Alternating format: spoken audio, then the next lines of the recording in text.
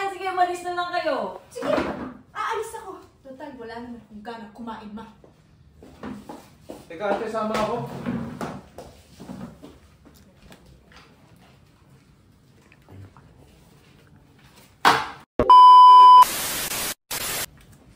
Action. Ano mo yun? Ate, kaya na tayo. Nagluto si mama ng specialty niya na extra hot burnt beef caldereta. Eh, paano naman kasi? Kanina pa may kausap sa phone. Anak, kasi sabi na, kausap ko na naman yung afam na yun. Tama ba nga? Hold. Take 2, 1, and... Action. Sabi na nga eh.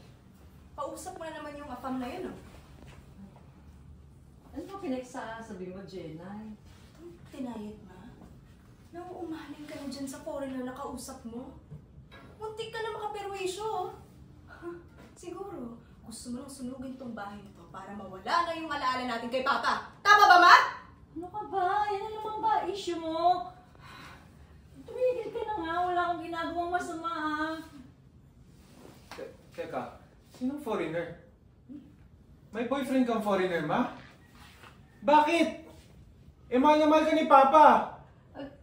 Sabi mo, ma. Hindi, tigilan nyo na nga akong dalawa. Kung ayaw nyo kumain, sige, malis na lang kayo. Sige, aalis ako. Total, wala naman kung gano'ng kumain, ma. Teka, ate, sama ako.